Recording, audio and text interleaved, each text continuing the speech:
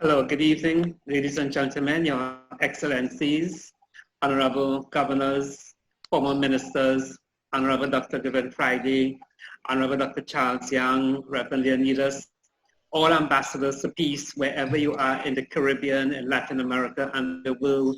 A pleasant good evening to you and welcome to the Caribbean Peace Talks hosted by the Universal Peace Federation. Over the last 90 days, we have had a very challenging pandemic that struck the world globally. The Caribbean has not been left out of the contagion and the effects of the contagion. As a matter of fact, as island communities, the impact has been very much more dynamic, causing trauma of all kinds at various levels: political, economic, social, environmental. So this evening, an illustrious panel is before us who will discuss some of the impacts of the COVID-19 pandemic on the region. What are some of the challenges and opportunities, and what does the future look like emerging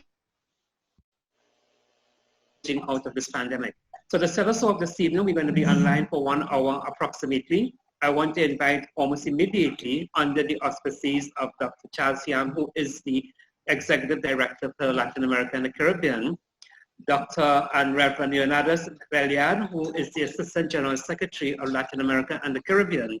And he will set us the context and the pathway and the mood for this evening's panel conversation. I welcome all panelists also, and I will come to you according to your time and the schedule and introduce you more comprehensively. Ladies and gentlemen, listening public, welcome. I do have a very stimulating, exciting, and engaging evening. Dr. Belliard. Good evening to everybody.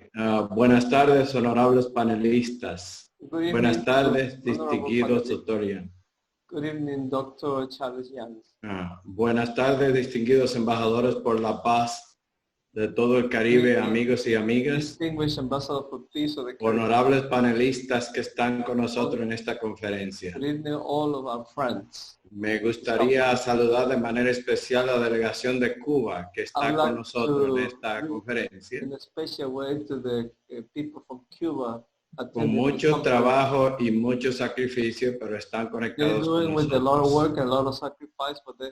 La UPF es una organización sin fines de lucros, con estatus consultivo en el Consejo Económico y Social de las Naciones Unidas, la cual hace 15 años ha promovido la paz en cada rincón del mundo. La mayoría de ustedes aquí presentes deben de ser testigos de por lo menos haber participado en una de estas magníficas conferencias que han conmovido al mundo. Hoy nos ocupa una conferencia centrada en el tema obligatorio de la pandemia del COVID-19. Con más de 12 millones de contagiados y más de medio millón de fallecidos, la cual yo defino como una extraña e impredecible enfermedad que ha puesto de rodillas a nuestras naciones. Y aunque en nuestra región del Caribe no ha tenido un gran impacto, igualmente siendo como una comunidad global en el día de hoy, nosotros recibimos el impacto del mundo entero y la comunidad globalizada. Al principio, sabemos, Dios tuvo un maravilloso sueño cuando hizo la creación, la cual fue sentir felicidad a través de los seres humanos. Y si bien es cierto, este sueño permanece como un anhelo frustrado que Él quiere encontrar por siglos, porque Él quería ver la felicidad a través de los seres humanos. Seguramente Dios ha querido darnos una lección y decirnos que debemos recordar nuestro propósito original de la vida. Y aunque no ha sido la manera en la que nos hubiera gustado, hemos tenido que empezar a valorar más nuestras familias, a construir mejores relaciones de padres e hijos, mejores relaciones de esposos y esposas, y a cuidar mejor la naturaleza, la cual es nuestro primer libro de texto. Así que yo veo algo muy positivo a la luz del final del túnel, algo de esta pandemia de COVID-19. Podría decir que es la desaceleración del curso destructivo que llevamos. Con estas palabras, quiero darle las bienvenidas a todos los honorables invitados y desearles mucha suerte y enriquecimiento en esta magnífica conferencia del Caribe. Muchísimas gracias y que tengan buenas suerte. Thank you very much and have a good results. Reverend Leonidas for setting us the mood, the tone, setting us the concepts of values, of peace, of relationship, and providing hope for our journey forward. I would like, without much further ado, to invite Dr. Charles Young, who is the chairman of Latin America and the Caribbean, and who in a sense has been a hemispheric messiah, one who has been like a shepherd lives and to really invoke a culture of peace in the Western Hemisphere, and more particularly in the very passionate region of Latin America and the Caribbean. I'm not sure Dr. Young remember what his homeland looks like, because now he's very much a Caribbean man and a Latin American personality. So without much further ado, I would like to invite His Excellency, Dr. Charles Young, to address us at this time. Dr. Charles Young. Thank you, Dr. Beglo, for your generous introduction. Your Excellencies, distinguished leaders, ladies and gentlemen, good afternoon, good evening. Welcome and thank you for joining the Caribbean-centered conference today. It is my great honor and privilege to host this conference as a part of UPF International Awareness Series, focused on the Caribbean region under the leadership of Leonidas. I would like to especially thank panelists of this seminar. We have invited well-known speakers throughout the Caribbean community from St. Lucia, St. Vincent, Dominican Republic, and Trinidad and Tobago.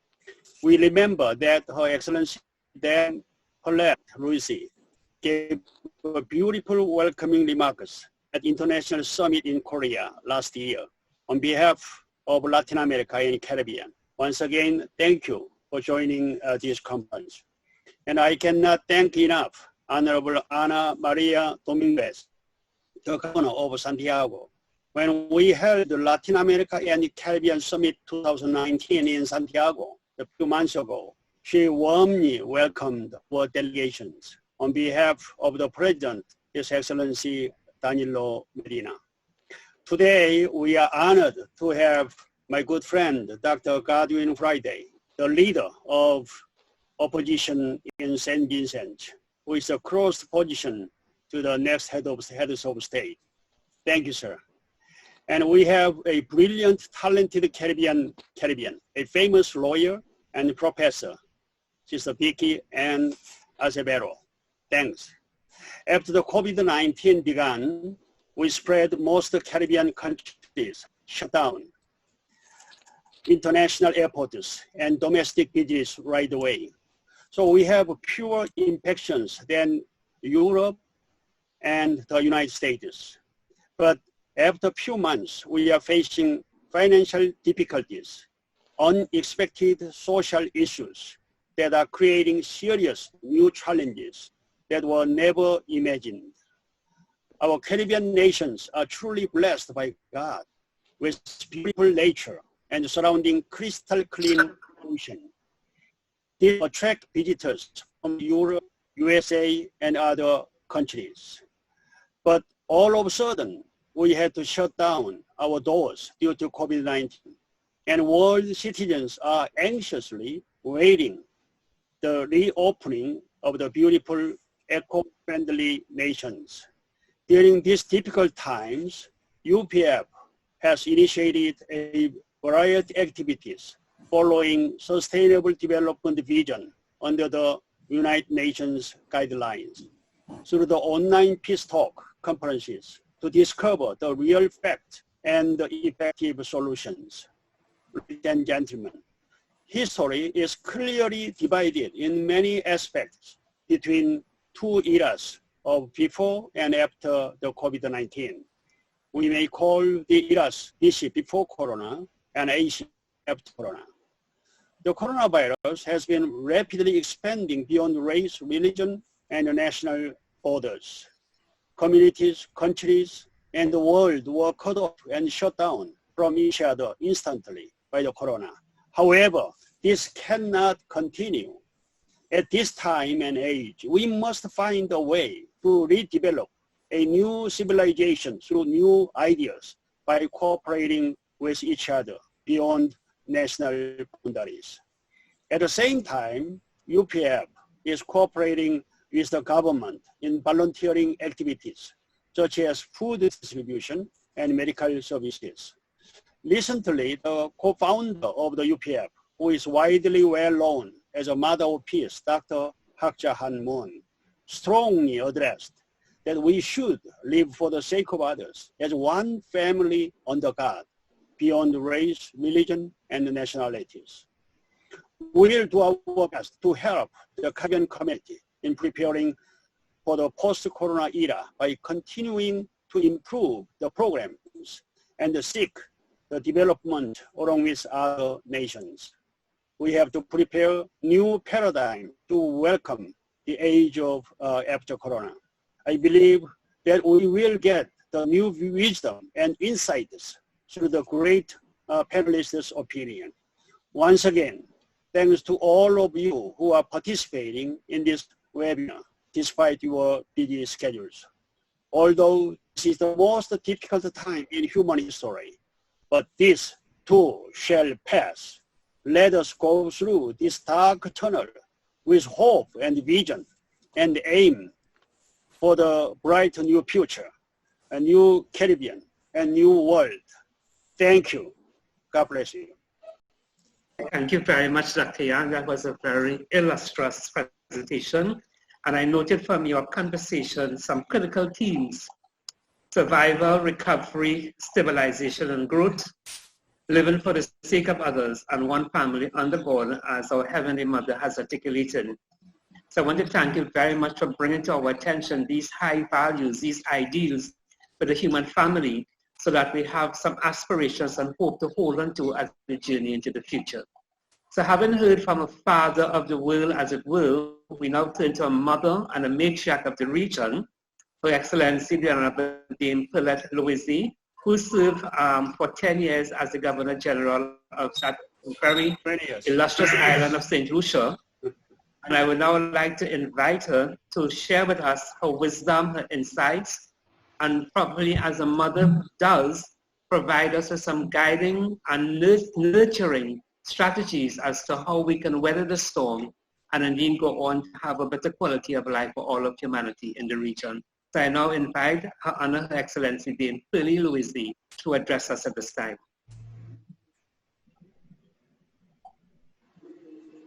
You are on mute. You are on mute. Your Excellency, welcome. Thank you. I just want, before I start, just want to antes de empezar, hacer una corrección. About me as a matriarch, but I did spend, I was in office for 20 years. And not congratulations. Yes. Congratulations. Yes, as the first of tonight's panelists, I have elected to give a general overview of the challenges that our region has had to confront with this pandemic and some of our responses to date. My colleague panelists who will present after me will no doubt expound on some of them or fill the gaps, which I'm sure my presentation will not cover. You know, the islands of the Caribbean have long been considered as being among the most vulnerable in the world. It's of course a characteristic which they share with other small island developing states whose challenges have been ascribed to the issues of their size, their isolation, and their dependence. Over the years, therefore, their energies have been spent mainly on building resilience. The challenges have changed over the years, and the effects on economy and livelihoods han cambiado por los años y los efectos de las economías y la forma. But they have, by and large, measured and weathered the storms. You know, not very long ago, our main challenge was the issue of climate change, seen by many as posing a clear and present danger, although that danger is not of our making. But 2020 dawned with hopes of a clearer vision for the future and the way forward. But COVID-19 struck unannounced, unplanned for, and threw the whole world into a tailspin. The effects on the small islands of the Caribbean could well have been disastrous, given the region's high vulnerability index. In fact, the immediate past chairman of the Caribbean community, the Prime Minister of Barbados, described the first 6 months of the year as a very, very difficult period for the region. The pandemic has wrought very serious economic damages on the countries of our region, which are perhaps the most travel, the most tourist-dependent countries in the world.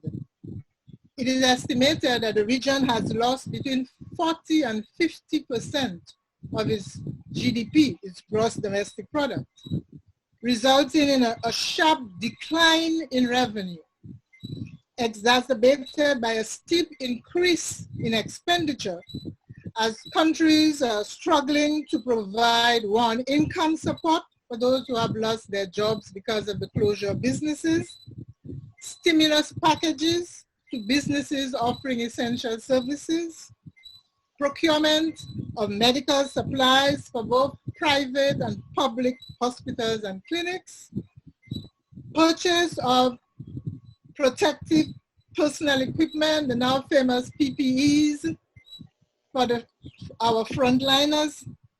We have had to retrofit facilities to serve as respiratory hospitals for the numbers of positive cases that we were anticipating. We have had to provide, at government's expense, quarantine facilities, mainly for nationals returning from affected countries. We have had to provide care packages to the most vulnerable in the society. We have had to provide technical and technological support for the virtual learning initiatives that our education system has had to resort to because of all the closure of our schools. And the list of challenges can go on. The response at the individual national level included, as we've heard before, the declaration of states of emergency, the closure of borders, lockdowns and curfews, moratoriums and other relief measures offered by financial institutions, and we thank them for that, both indigenous and foreign-owned, and the implementation of the social distancing protocols, which have become the standard and the norm globally.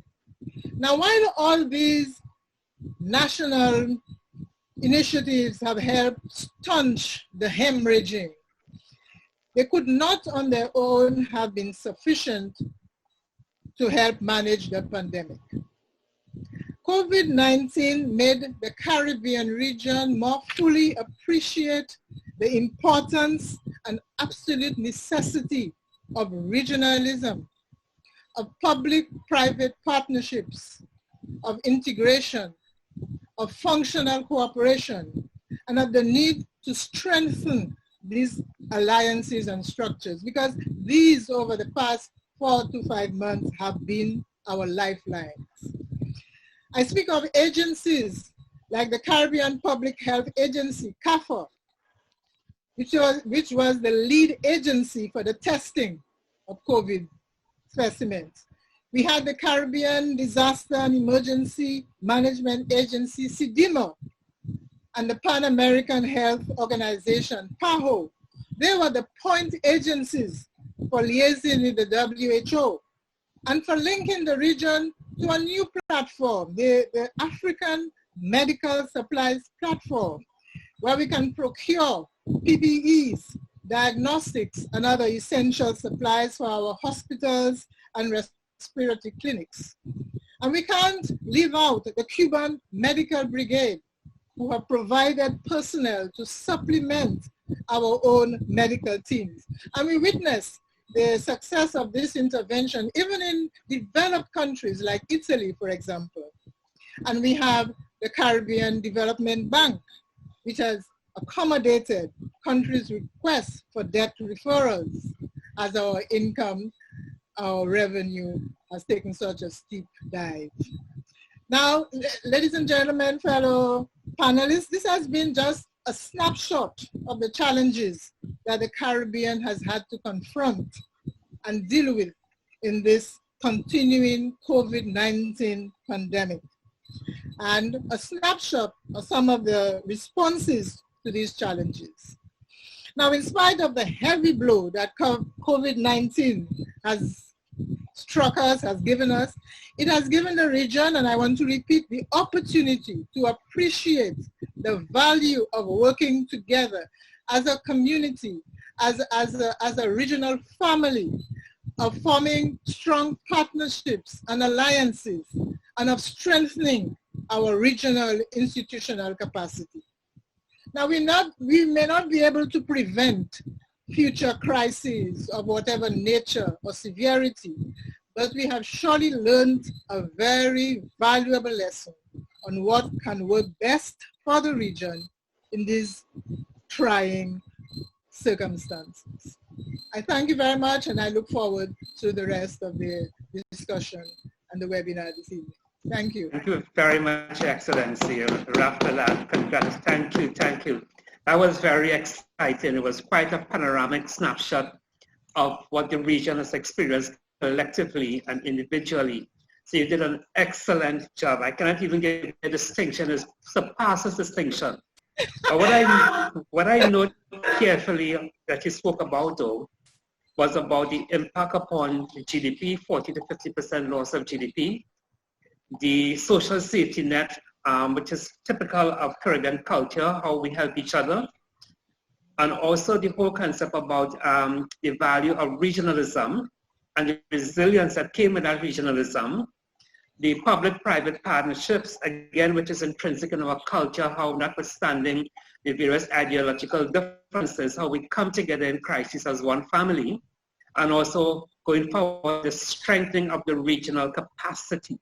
And I think if I'll take anything away from your conversation this afternoon, is the strengthening of the regional capacity, which links back to what Dr. Young articulated from Heavenly Mother about being one family under God and living for the sake of others.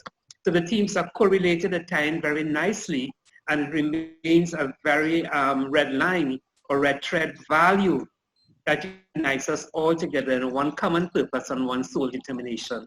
So congratulations, thank you very much. Our best wishes to you and family. And please keep looking over St. Lucia and keep it the wonderful country that it is. Thank you. So we moved from St. Lucia and we traveled to that very mysterious island of St. Vincent and the Grenadines, where Pirates of the Caribbean was termed for many of those who may not know. An island that also has a very historical scroll about, you know, the division between the Black Caribs and the Red Caribs. An island that has remained the last bastion and frontier of resistance to colonization in the Caribbean and set the pathway for Caribbean liberty and democracy. We in the Caribbean have a lot to thank St. Vincent and the Grenadines for, and more particularly Trinidad and Tobago, because in our developing area, the Vincentians were the ones who really drove the construction industry in Trinidad and Tobago. With that being said, it is my pleasure to introduce to the podium Dr. Godwin, and I choose to pronounce it this way, Dr. Godwin Friday, and I take it as a very prophetic statement of his destiny in humanity, who is currently the leader of the opposition in a bicameral system of parliament.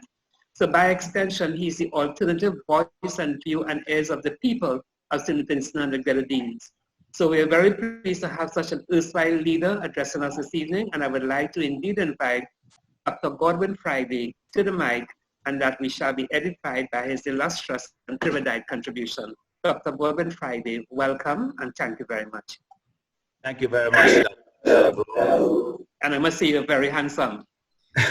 Well, thank you so much.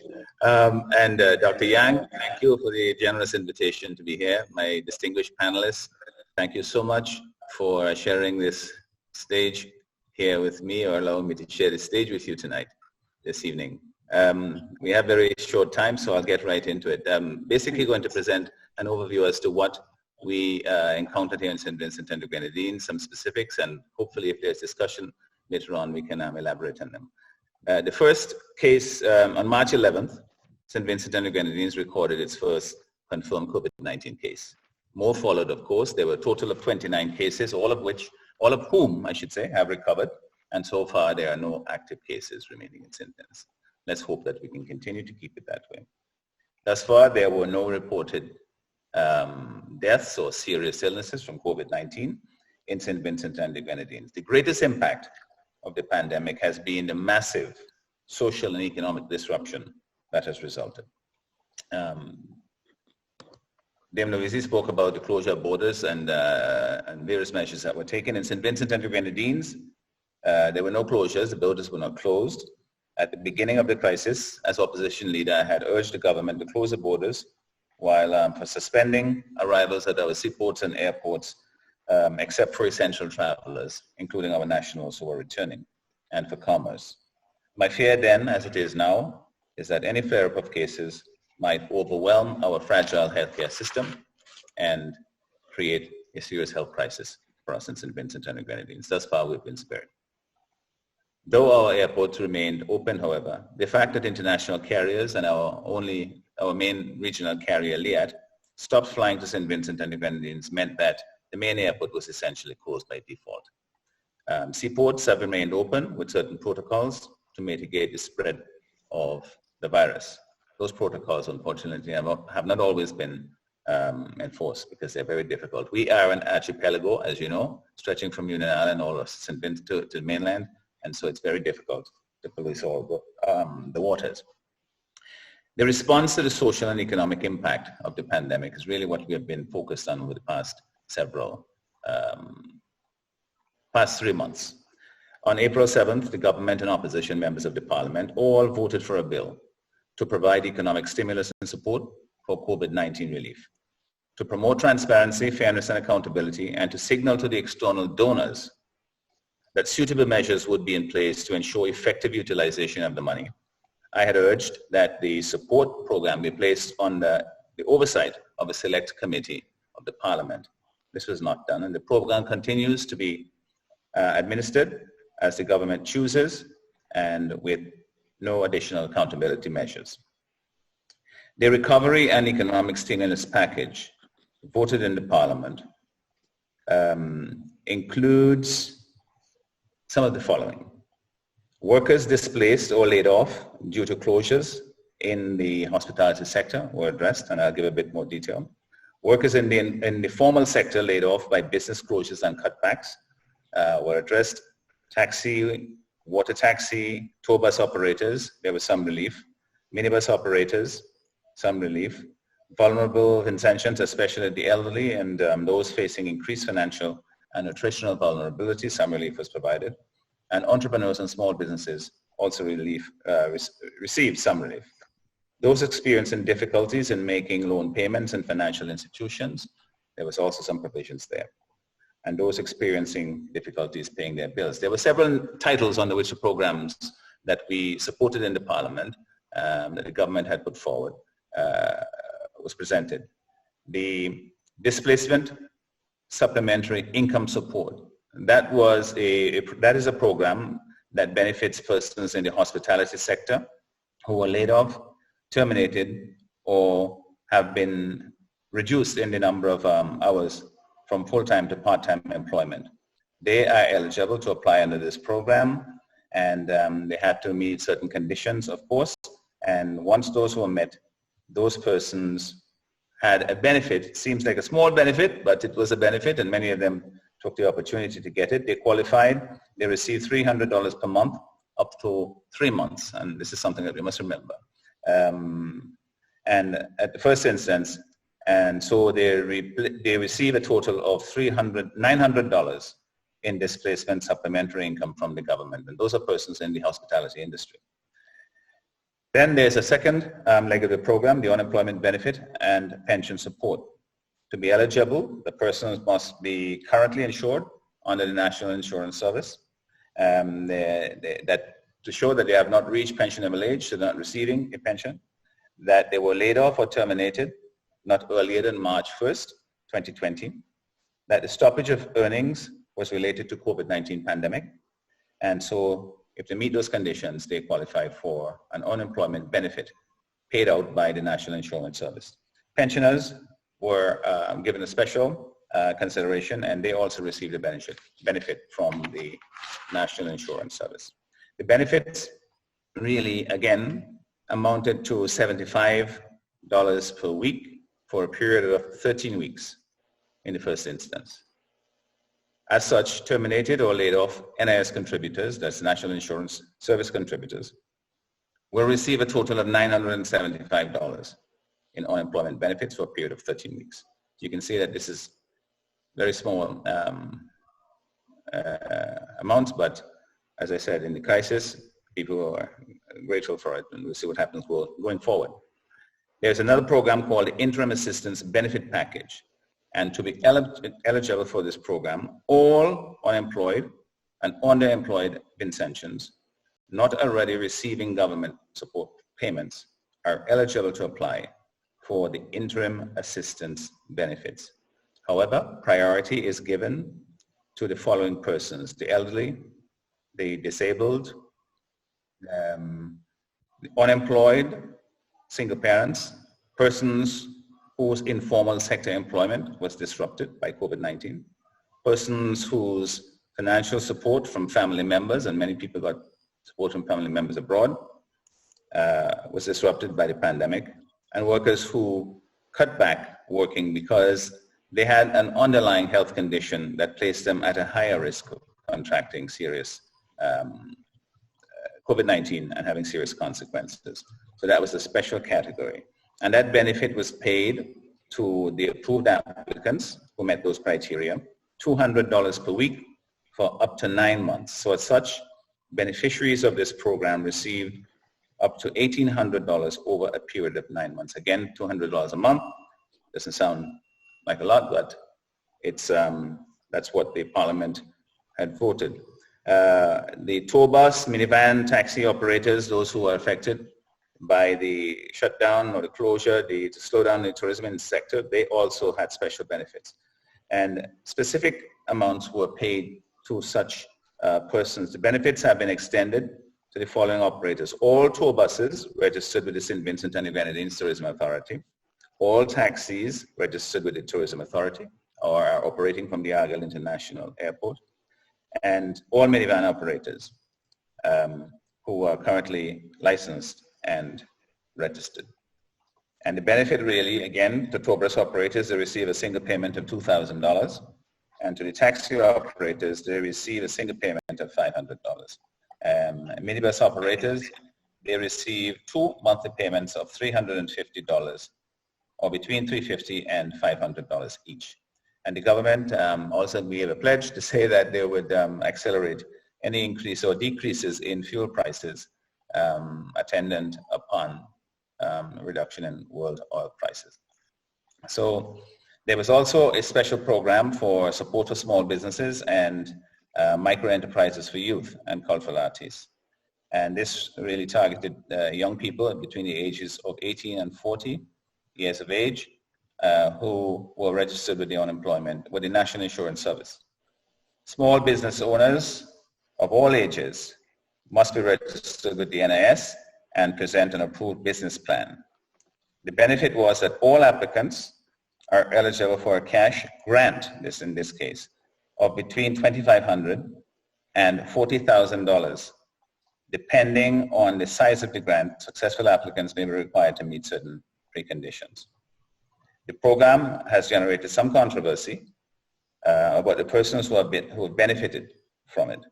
As a result, the government has decided that it will no longer publish the names of the persons who receive grants under this program. Cultural and creative professionals also receive some special relief. The cultural and creative professionals who have been adversely affected by the cancellation of Carnival. This is one of our main summer festivals. Easterval, which is primarily is basically done in Union Island, and the Bequia Easter Regatta, and the prohibitions on amplified music, which came along with the COVID crisis. Those persons, those professionals who include calypsonians, carnival band leaders, steel band tuners and arrangers, and cultural ambassadors receive a total of approximately $250,000 divided amongst them. So again, it's a small contribution, but it was applied for and greatly expressed respect by a number of the persons who did so. Now, the informal sector was initially not considered in the sub that was debated, the bill that was debated in the Parliament. But during the parliamentary debate on the support package, I urged that the workers in the informal sector be provided assistance also, and that in the design of any support program, that we put the money where the pain is. That was my expression to the government, where some weeks later, workers in the informal sector, mainly vendors and cart operators, were included, with varying amounts of financial support. Workers in the informal sector, particularly urban vendors and vendors who regularly work near schools, because the schools were closed, so they couldn't ply their trade there anymore. They are eligible for interim assistance benefits of $300 per month for 3 months. A one-off payment of $300 was also given to the cart operators. And by the government's own statistics, they say that 1,644 informal sector workers, including the hand cart operators, have received some assistance benefit. So those are basically the outlines of the main benefit programs that the government has implemented. Now, air travel in St. Vincent and the Grenadines, that is an auspicious day in a sense, because July 11th, the first flight, international flight started, to arrive here from Miami, an American Airlines flight. The next international flight is scheduled for July 23rd from Toronto. And the resumption of flights, international flights, especially a flight from Miami, where the COVID-19 pandemic has exploded, again, has caused serious concern. Protocols have been initiated, but it is left to be seen whether they will work and to how we are going to go forward with the new international flights. In the interest of time, I've had some discussions about the protocols that have been put in place. There are, of course, the CARICOM bubble that has been put in place to facilitate travel amongst CARICOM countries, which is scheduled to come into effect on the 1st of August. And this will allow persons to travel amongst those countries, including Anguilla, Antigua, Barbuda, Barbados, the BVI, Dominica, Grenada, Guyana, Jamaica, Montserrat, St. Kitts and Nevis, St. Lucia, St. Vincent and the Grenadines, and Trinidad and Tobago without a PCR test. So Dr. Gerben, I hate to really interrupt you, but we're on a tight timeline. Yes, I will wrap up with just basically suggest, I'm actually done. The questions that we have to encounter now are the challenges for businesses, because the minister has said that we have had 395 businesses have partially or completely shut down since the crisis. And of course, with a country that had already a 30% or 25% unemployment rate, that is a huge loss for us to take. And finally, the major challenge that we have to encounter now is what happens in the education system as we go forward. The date for reopening the schools has not been set, nor has the parameters been set as to know what will happen there. So we look forward to a discussion with the government and the other stakeholders as to how we reopen productively. Thank you very much, ladies and gentlemen. Thank you very much, Dr. Gerben Friday. That was a very comprehensive review of what has happened in St. Vincent, and I can see that you have a very challenging time in managing most of these elements. I take from you the hope and the aspiration that your first international flight today, so today is a very auspicious day. So we trust that the downside of this, that it will not have an impact on the ground in terms of any increase of infections, and that the country will come out happier and better on the other side. In closing, I also took a note though that Liat also became a casualty of the COVID-19 virus. Right. Yes. So thank you very much, Dr. Gerwin Friday. It's a pleasure having you. So we move immediately on to Honorable Ana Maria Dominguez, the Governor of Santiago, the Dominican Republic. Very dynamic speaker, very dynamic lady, very passionate. And I now invite Her Honor, Ana Maria Dominguez, to address us at this time. Thank you.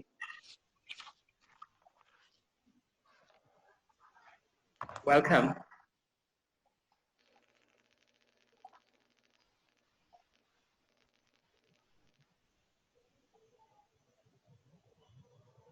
No se oye. Can you unmute your mic? Can you unmute your mic? Thank you. Bonito. Gracias. Beautiful.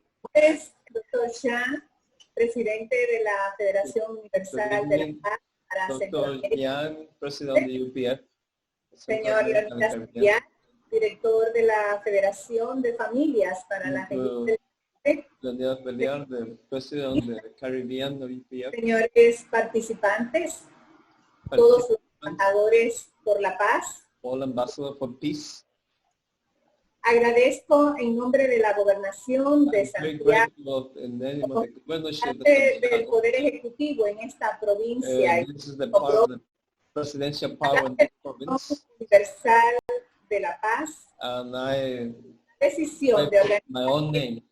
darme la oportunidad de participar. And the Es un opportunity honor to participate in this virtual international seminar. Como hemos oído en As esta, we learn, podemos valorar nuestras we fortalezas, can value our strength. pero también podemos visualizar We nuestras also can achieve horas our como nación, como Estado, achievement and opportunities and group our nations, state and societies facing this COVID-19 Les pandemic. comento que en el Caribe solo la República Dominicana In the Caribbean, only the Dominican en Republic medio de la pandemia un proceso electoral donde se movilizaron más de 4 millones de personas electoral process, para ejercer and many people move out in order to decide to vote. emergencia sanitaria. Experimentamos un importante incremento en el índice de positividad. In this voting exercise, we increase the infected number of people A un 25.37 en la actualidad. Afortunadamente, el índice de letalidad se mantiene al día de hoy en 2.0%. The lethal the index is Tenemos a 2.2%. República Dominicana las siguientes cifras. Contagiados 3.114. 3,000 recuperados 20.996. recovered people. Defunciones 880. Con un cambio 880 deaths. de más de 60 años, correspondiendo el 67% a mujeres.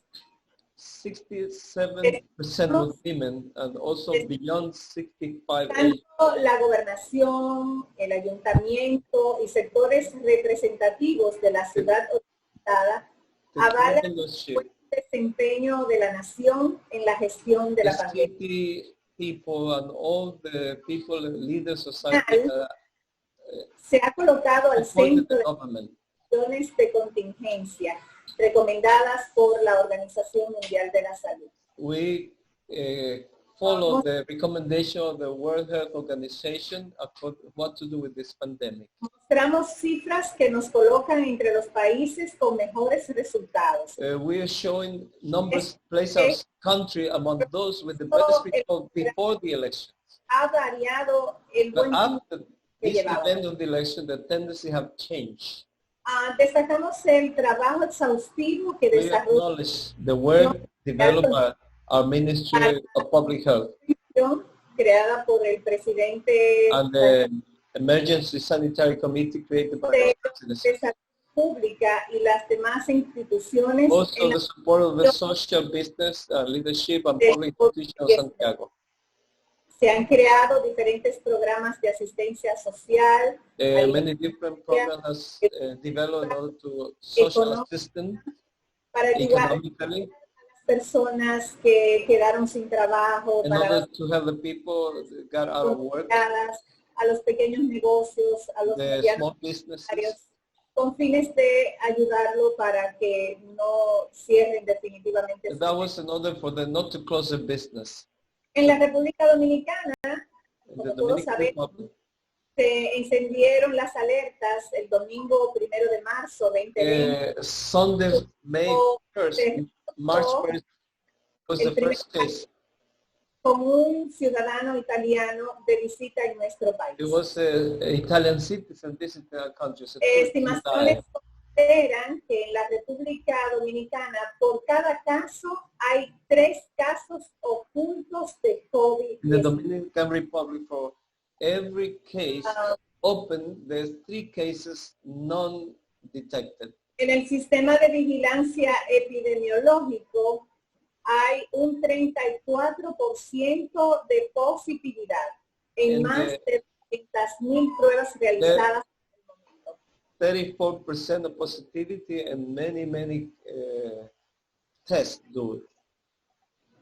Estamos atentos debido al incremento de positividad. We are attentive according to this increase of positivity. Relacionadas con la emergencia nacional, limitación de viajes internacionales, urbanos, international travel, social, protección personal, vigilancia, control de casos, personal protection, entre otras medidas. Actualmente tenemos una ocupación hospitalaria de un 74%. We have a hospital, 74% of the capacity of the hospital. COVID-19.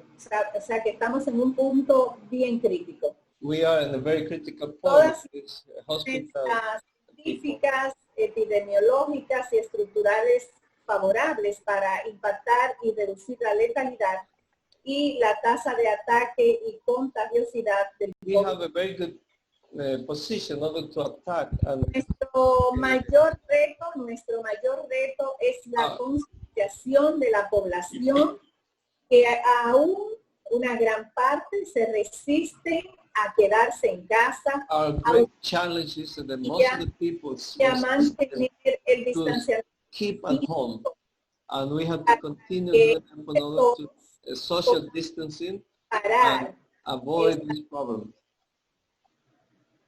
Le tocará al nuevo presidente que asumirá the new president who will take power on August 16th in order to deal with these problems that we're facing now. Seguir enfrentando esta pandemia.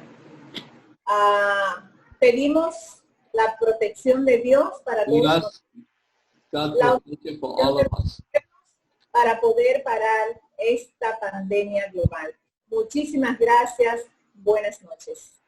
Thank you very much. We need God's protection to stop this COVID pandemic. Thank you very much. Thank you very much. Muchas gracias. It was a muy interesante, very interesting speech, and I really appreciated how you express yourself like a mother expressing her concerns for her children. So thank you very much. So ladies and gentlemen, without much further ado, I will move straight on to Mrs. Vicky Acevero, who is an attorney, who is a social entrepreneur, who is the founder and executive director of the Green Market in Trinidad and Tobago. And I now invite Ms. Vicky Acevero to address us at this time.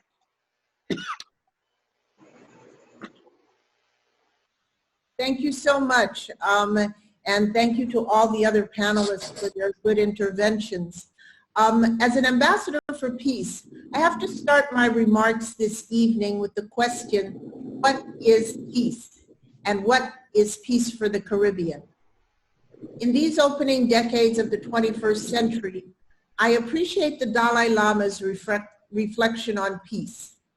Peace, in the sense of the absence of war, is of little value.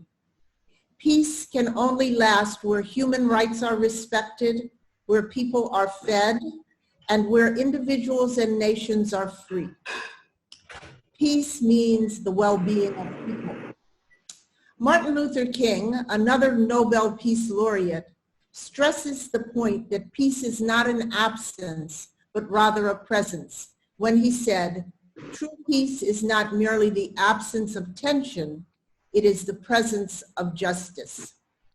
I am not a peace scholar, but in my current work at the Green Market in Santa Cruz and the work that I do on food and nutritional security as a basic human right within the holistic framework of the Sustainable Development Goals, I have come to understand that peace is indeed a presence. It is the presence of ecological balance, of biological diversity. It is the presence of clean air and clean water, easily accessible to all. It is the presence of nourishing food.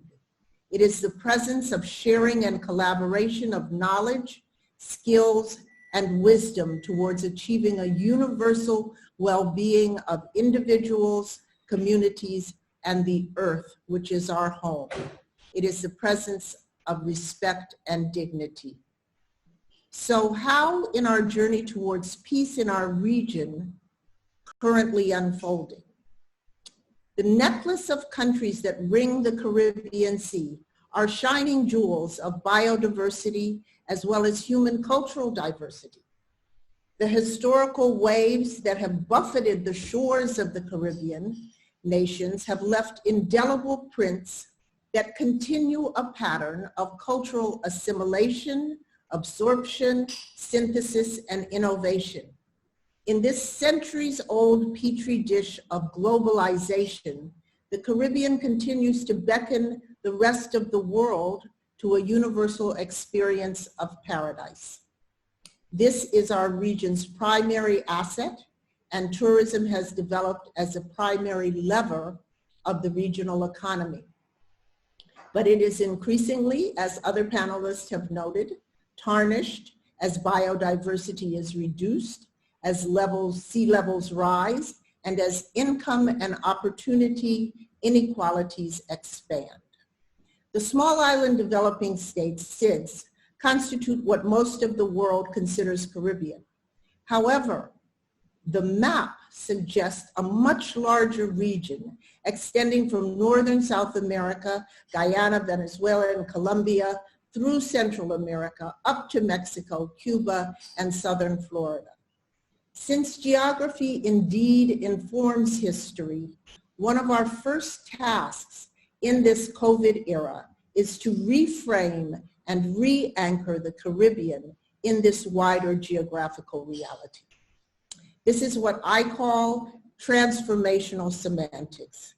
The words that we use define realities and inform how we will address our challenges. This larger Caribbean continues to be a theater of global geopolitics. It always has been since Columbus first arrived. And the so-called major powers continue to search for and promote their own strategic interest in the region. Two nations in this Caribbean have been sanctioned by the United States. And although the stated policy is the achievement of greater democracy, the reality is that economic refugees are being foisted on neighboring countries. And in a time of COVID, this policy becomes inhumane to both the individuals fleeing and the neighbors who are trying to be good neighbors. We do not want or need refugee camps in our region. China's One Belt, One Road presents another mixed bag, as does Russia's involvement in Venezuela. However, this expanded Caribbean also offers a different perspective in my area of interest, which is food security. The real contribution of agriculture to GDP has been consistently falling, from 13% in 1990 to approximately 3% today. The CARICOM countries have a food import bill of $5 billion US, and food imports constitute 80% of the food consumed. Additionally, and sadly, almost 20% of our Caribbean people are undernourished, despite increasing obesity and incidences of non-communicable diseases. This is a dismal situation. The analysis of food and nutritional security would change in the context of the larger Caribbean. Unfortunately, I do not have the statistics for this expanded region because statistics are not kept in a way that respects national geography and ecology. Instead, national boundaries frustrate the logic of the land. So if one of our goals is robust and resilient food security, we have an opportunity in these COVID times to reorganize at the regional level to support such an effort, which is what Dame Loazi was saying. I will note here that Trinidad and Tobago, we have recently started to import more carrots from Costa Rica than from Canada. This shift in the food supply chain indicates another opportunity, tackling the major existential challenge of our region, which is climate change. The COVID-19 pandemic has only highlighted, again, the frailty of the regional biosphere and its multiple ecosystems to climatic and other weather-related disruptions. The development of a regional plan that looks at shorter food supply chains will firstly reduce transport costs, the major contributor to greenhouse gas emissions. We already use 100 million barrels of oil, that is in the world, to transport food long distances. But by doing this long distance transport, we exacerbate and aggravate the environmental threats to agriculture. Secondly, an integrated action plan that simultaneously tackles climate change and food security would lead to a more efficient provision of our own essential needs.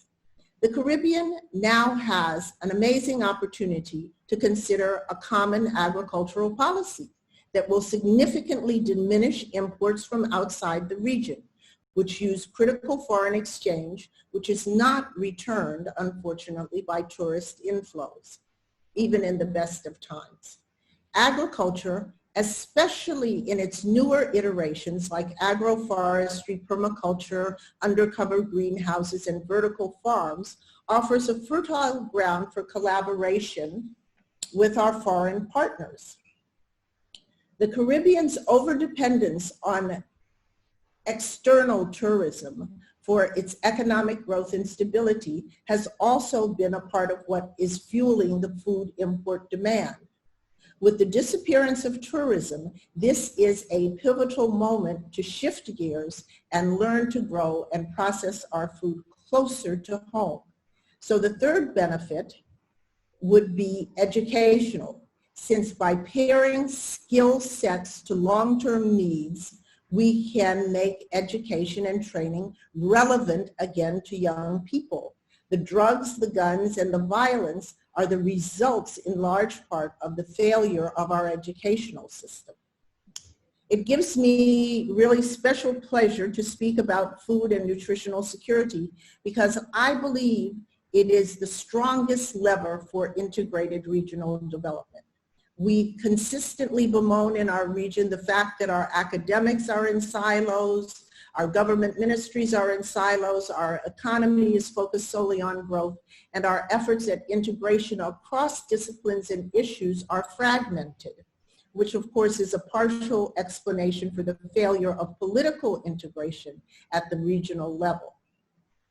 The transdisciplinary teams required to create and implement adaptable plans to achieve food and nutritional security would be a welcome demonstration of applied science and policy.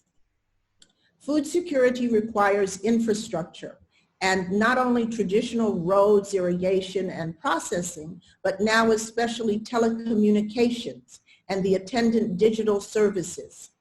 Access to broadband internet has become as essential as food and water, as these digital circuits permit innovative educational platforms time-sensitive weather and soil information, the provision of decentralized services, payment systems, and most importantly, the co-creation of knowledge adapted to 21st century farming.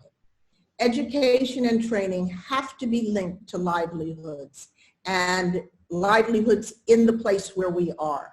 And the brain drain, while perhaps irreversible, can at least be harnessed to improve productivity and innovation through web-based video interactions and collaboration.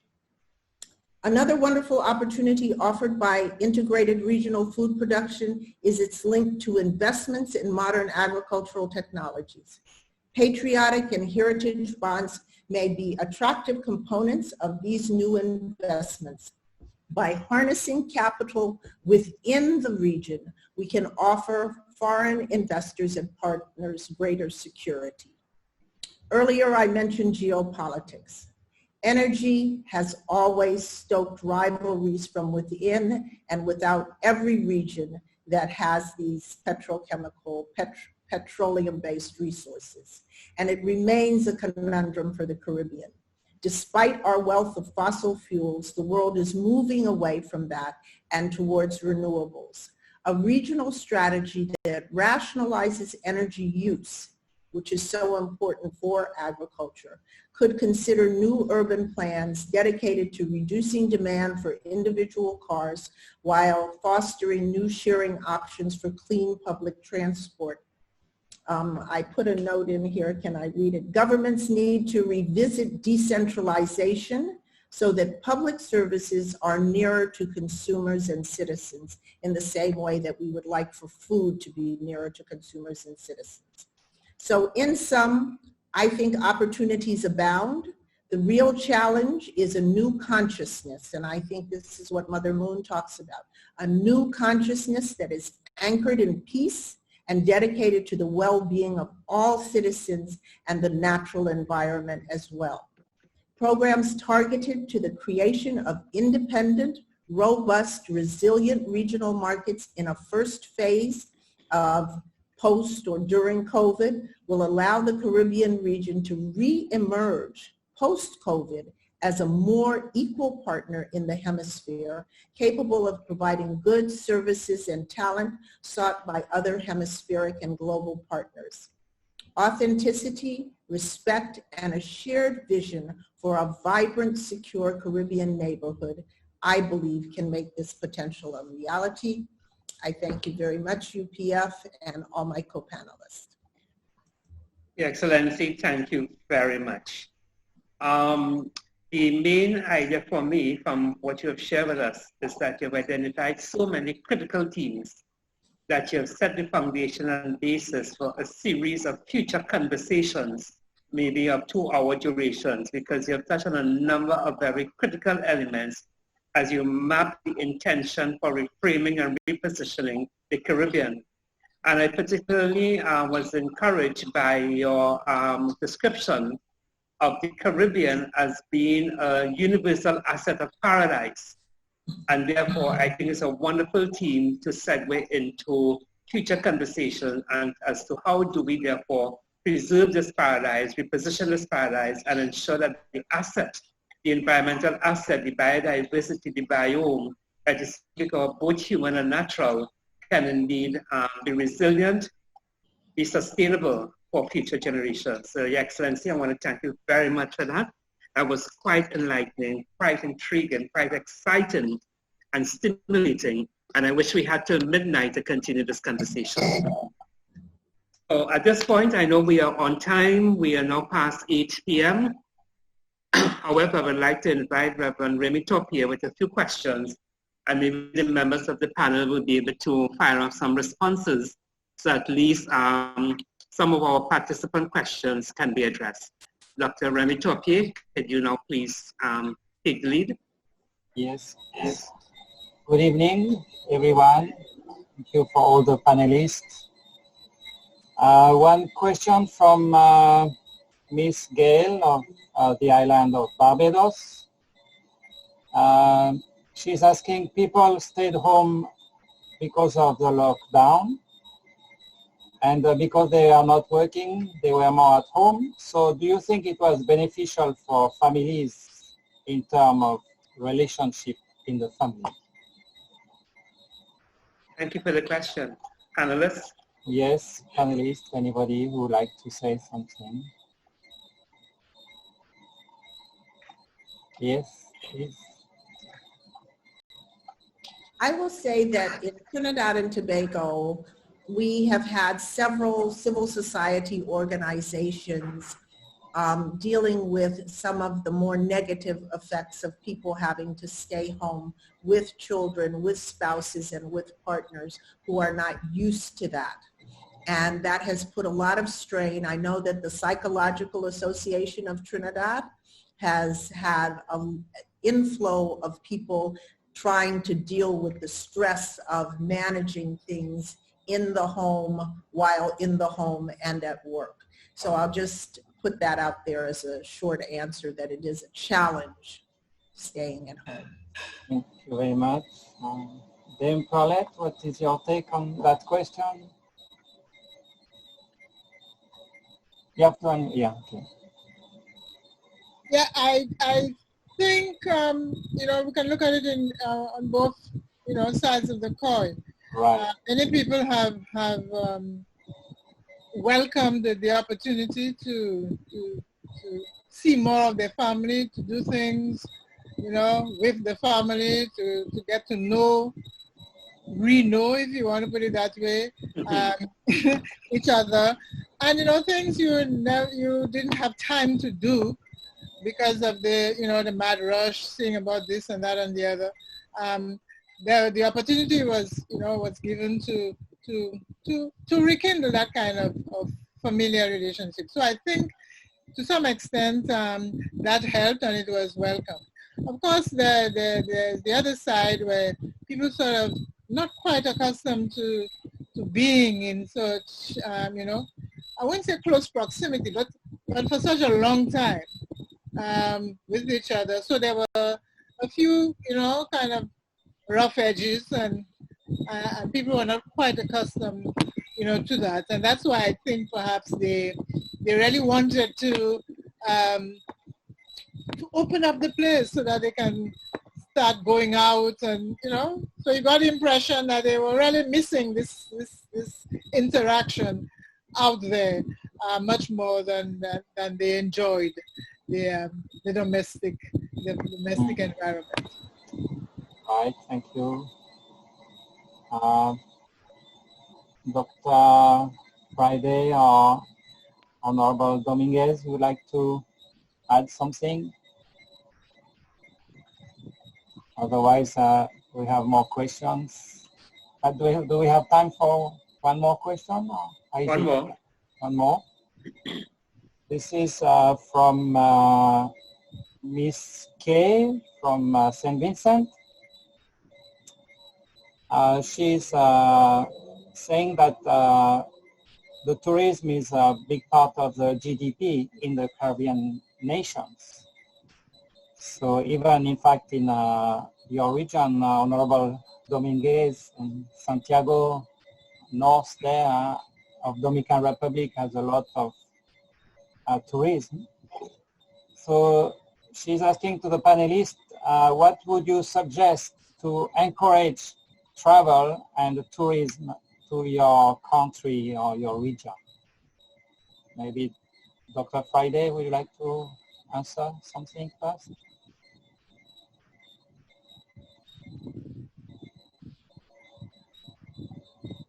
It's one of the areas that's been most severely hit by the crisis. But of course, travel, and especially for pleasure, will not resume until people feel safe. So what we have to do is to ensure that we are maintaining the protocols here, while at the same time creating, streamlining the process by which people can be processed to come into and leave the country safely.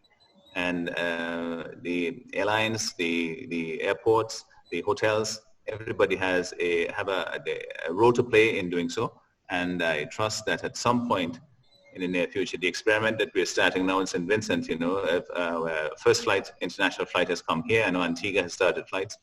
but it's really monitoring that and watching to see to what extent this can be done safely and upscaled, if at all possible, in the near future. Unfortunately, we are so tightly tied to what's happening in the United States, and the tendency there, the trend there has been for a greater explosion of the COVID crisis. So it will be a challenge for us. I mean, streamlining the process of coming into the airports, getting rid of all the paperwork and so on, trying to do things online, getting a paperless entry and exit from the country. These are things that we all should have been doing to begin with, but this is an opportunity for us to focus on that, and I hope that we do. Thank you very much. Honorable Dominguez, would you like to say something on that? You have to unmute yourself.